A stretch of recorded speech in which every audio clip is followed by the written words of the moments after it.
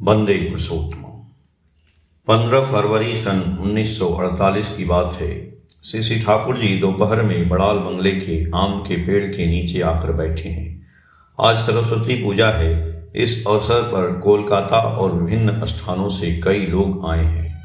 वे सभी अपनी व्यक्तिगत समस्याओं के बारे में श्री ठाकुर के श्री चरणों में निवेदन कर रहे हैं। कोलकाता से आए एक भाई ने कहा, ठाकुर आप पर मेरा अटूट विश्वास जीवन भर बना रहे।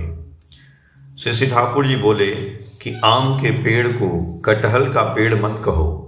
व्यवहार अनुभव के माध्यम से तुम जो प्रत्यक्ष ज्ञान प्राप्त करते हो उसके बारे में तुम्हें कोई संदेह नहीं रहता।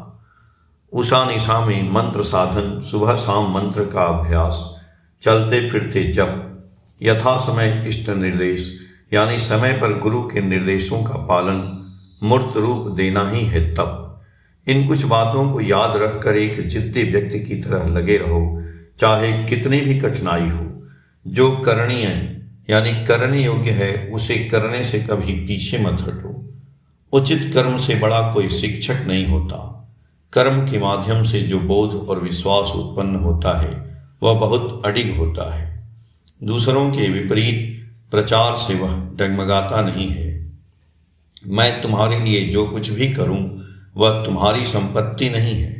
तुम मेरे लिए जो करते हो वही तुम्हारी वास्तविक संपत्ति है। तुम्हारा खिंचाव, तुम्हारा लगाव ही तुम्हारे अस्तित्व को अटल बनाए रखेगा। उक्त दादा बोले, इसका अर्थ यह है कि साधना और तपस्या के माध्यम से जब अनुभूति और उपलब्धि हो जाती है तब और कोई संशय नहीं रहता। श्री ठाकुर जी बोले कि अनुभूति और उपलब्धि का लोभ मत करो। लोभ करो उन्हें परमात्मा को प्यार करने का। उससे जो मिलना होगा वह अपने आप मिलेगा। एक सती स्त्री अपने सतीत्व के पुण्य को याद करके पति से प्रेम नहीं करती। वह पति के बिना अपने अस्तित्व की कोई सार्थकता नहीं पाती। इसलिए वह पति के साथ खुद को एकाकार महसूस करती है। पति के सुख सुविधा में वह जितना योगदान दे पाती है उतना ही वह स्वयं को सार्थक मानती है। प्रसंगवश श्री ठाकुर ने कहा, self कंसाइटेड devoutness is ever blind to protect and nurture the Lord। दाम्भिक भक्ति प्रभु के संरक्षण और पोषण के प्रति सदैव अंधी होती है। प्रफुल्लदा बोले कि इसका कारण क्या है। श्री ठाकुर जी बोले कि यदि सच्ची भक्ति हो तो वह प्रिय, परम, सर्वस्व सब कुछ परमात्मा के लिए होती है। जहाँ वह नहीं होती वहाँ मनुष्य खुद को प्रोमिनेंट प्रधान बनाकर चलता है। इसलिए प्रिय परम के इंटरेस्ट, स्वार्थ, हित को देख पाना संभव नहीं होता। काम वासना और स्वार्थपरता जहाँ जितनी प्रबल होती है, प्रिय प्रीणन या प्रेम वहाँ उतना ही दुर्बल होता है। एक घटना का विवरण। शाम के समय से श्री ठाकुर का स्वास्थ्य बहुत खराब हो गया था। वे गोल तंबू में लेटे हुए थे। बंकिम दा और सोजोनी माँ उन्हें पंखा झल रहे थे। ढाका से आए दो भाई अपने दुख कष्ट की बातें कह रहे थे। श्री ठाकुर ने उन्हें गहरी सहानुभूति के साथ कहा, यजन, याजन और इष्टवृत्ति को जीवन का साथी बना लो। इनसे कभी विचलित मत होना। इसके शुभ फल को हमने हजारों हजार लोगों में विभिन्न प्रकार से प्रत्यक्ष रूप से देखा है। एक व्यक्ति ने कहा कि ठाकुर जी बीमार हैं, इसलिए उनसे आज बात न करना ही बेहतर है।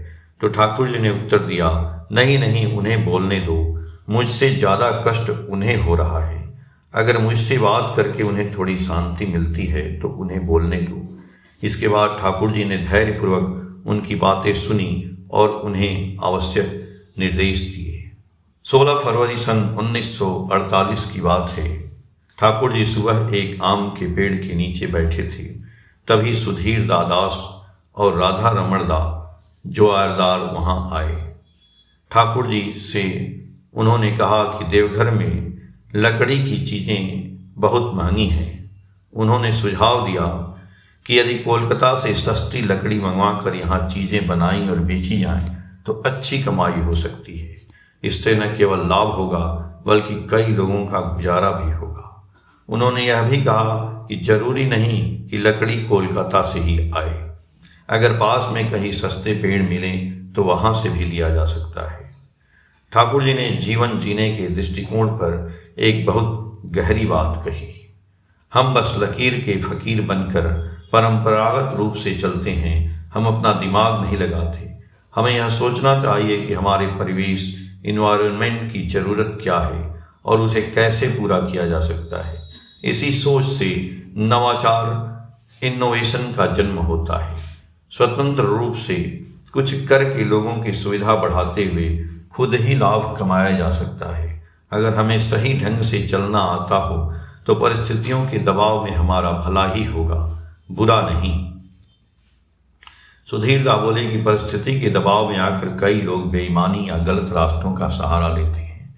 श्री ठाकुर जी बोले, बेईमानी के रास्तों की ओर झुकाव अयोग्यता और विकृति का ही लक्षण है। जो लोग दूसरों को धोखा देना चाहते हैं वे अंततः खुद ही धोखे में पड़ जाते हैं।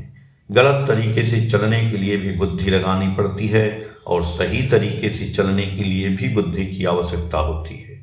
बुद्धि का प्रयोग इस तरह करना चाहिए जिससे एक साथ अपना और दूसरों का भी भला हो। इसमें शुरुआत में कुछ कठिनाइयां आ सकती हैं, लेकिन धीरे धीरे सभी का सहयोग प्राप्त होने लगता है। परंतु दूसरों को ठग कर खुद बड़ा बनने की कोशिश करने पर समय आने पर परिवेश और प्रकृति के प्रतिकूलता उसे चारों ओर से घेर लेती है। आज अखबार में बाढ़ के दौरान जेब कतरों की खबर छपी है। इससे पता चलता है कि समाज में कितनी बुराई घुस गई है। लेकिन हम यह बात भूल जाते हैं कि यदि हम अपने स्वार्थ के लिए किसी को गलत आचरण के लिए उकसाते हैं तो वह पोषित बुराई एक दिन हमें भी डसने से नहीं छोड़ती। जिस बुराई को हम स्वेच्छा से फैलाते हैं वही बुराई परिवेश में पड़कर शक्तिशाली और गुणित होकर हमारी अनिच्छा के बावजूद हम पर ही हमला करती है। अभ्यास बड़ी जबरदस्त चीज है, यह इंसान पर हावी हो जाता है। मिलावट करते करते आज बहुत से लोग असली चीज बनाना ही भूल गए हैं। इसलिए अच्छी आदतों को कभी नहीं छोड़ना चाहिए। बड़दा के साथ बातचीत के दौरान श्री ठाकुर ने कहा, मैं संसारी इंसान होने के बावजूद मेरा जीवन जनसाधारण के साथ, पब्लिक के साथ बीतता है। परिवार के प्रति जितना ध्यान देना चाहिए उतना मैं दे नहीं पाता। फिर कभी अकेले रहने की इच्छा होने पर भी अवसर नहीं मिलता। इसलिए कभी कभी खुद को बहुत थका हुआ महसूस करता हूँ। तभी कुछ और लोग आए, देश की स्थिति पर चर्चा हुई। श्री ठाकुर ने कहा, आप लोग कृष्ण प्रहरी संस्कृति के रक्षक तैयार कीजिए, फिर अखबारों में जोर शोर से अपनी विचारधारा का प्रचार कीजिए। देखिए परमपिता की दया से क्या होता है। यदि मनुष्य को सद्भाव से प्रेरित और सन्मार्ग पर चलाया जा सके तो व्यर्थ के भ्रम दूर हो जाएंगे। केवल आलोचना करने से कुछ नहीं होगा। मदनदा कोलकाता से एक रजाई लेकर आए हैं। श्री ठाकुर ने कहा, इसे खोलकर तो दिखाओ। मदनदा ने उसे खोलकर दिखाया। श्री ठाकुर उसे देखकर बहुत खुश हुए और उत्साहपूर्वक बोले, बहुत सुंदर है, super royal extra fine quality, अति उच्च और सूक्ष्म स्तर की वस्तु। मदनदा के चेहरे पर परम तृप्ति के भाव उभर आए। सन 1948 17 फरवरी की बात है। प्रातःकाल श्री ठाकुर आम के पेड़ की छाया में इजी चेयर पर बैठे हैं। भक्तगण पास ही बैठे हैं। सुधीर दा साहा ने कहा, आपकी पुस्तकों का विभिन्न भाषाओं में अनुवाद होना अत्यंत आवश्यक है। श्री ठाकुर जी बोले, मैं सब समझता हूँ, लेकिन लोग कहाँ हैं? मैं तुम लोगों से कब से लोग इकट्ठा करने की बात कह रहा हूँ, लेकिन तुम लोग उस ओर ध्यान नहीं देते। काम का दायरा जैसे बढ़ रहा है उसके लिए और भी बहुत से अच्छे कर्मियों की आवश्यकता है।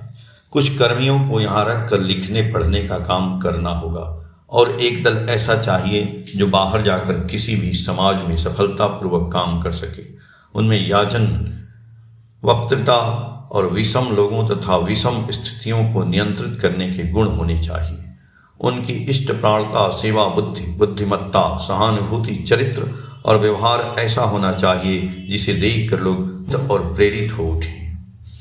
किसी में कितने भी गुण क्यों न हो, यदि उसका स्वभाव अहंकारी, प्रत्याशावादी, स्वार्थी और कलहप्रिय है तो परमपिता का काम करना मुश्किल है। तुम पुस्तकों के अनुवाद की बात कर रहे हो। मैंने सुना है कि बड़ खोखा और हाउस होल्डमैन अनुवाद कर रहे हैं। हाउस होल्डमैन की माँ कहती हैं कि अनुवाद काफ़ी अच्छा हुआ है।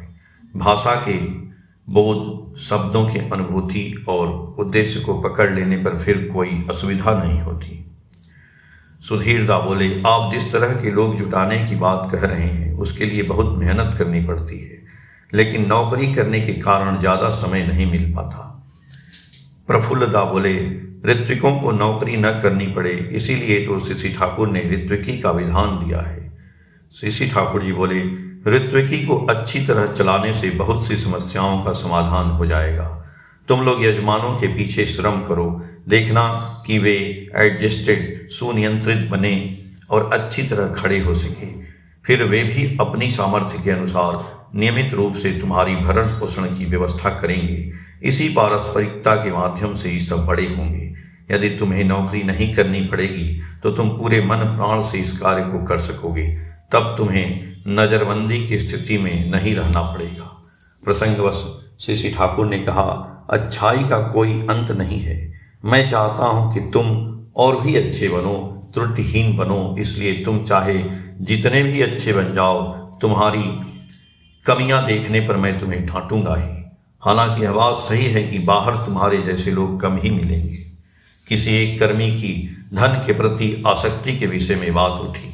श्री ठाकुर ने कहा, रुपए पैसों के प्रति आसक्ति पैसा पाने के रास्ते में सबसे बड़ी बाधा उत्पन्न करती है। रुपयों का लोभ बढ़ जाने पर मनुष्य इंसान पर से ध्यान कम हो जाता है, सेवा पर से ध्यान कम हो जाता है, काम पर से ध्यान कम हो जाता है। इससे पाने का मार्ग संकीर्ण यानी छोटा हो जाता है। राम कनाली की जमीन के लिए 250 रुपए का वचन लगातार बढ़ रहा है। उस प्रसंग में श्री ठाकुर ने कहा, परम पिता का गरीब बच्चा हूँ मैं, इसीलिए सबके माध्यम से वे मुझ पर दया करते हैं। उनकी दया के बिना कुछ नहीं होता। व्यक्तिगत भोग सुख के संबंध में कैसा दृष्टिकोण रखना चाहिए, इस पर चर्चा हुई। श्री ठाकुर ने कहा कि अपनी आवश्यकताओं को बेवजह बढ़ाना नहीं चाहिए। कई तरह की जरूरतें बढ़ाकर अगर कोई उन जरूरतों का गुलाम बन जाए तो शांति के बदले अशांति ही बढ़ती है। लेकिन अस्तित्व जीवन के लिए जो आवश्यक है उसमें कंजूसी नहीं करनी चाहिए।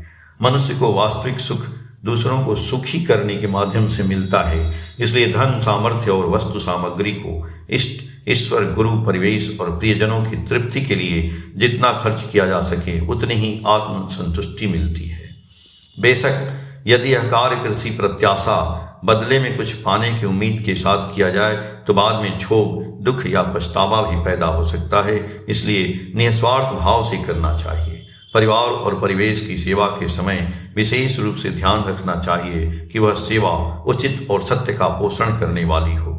हमारा अंधाधुंध दान और दया किसी को अपाहिज न बना दे या किसी की बुरी प्रवृत्तियों को बढ़ावा न दे। जय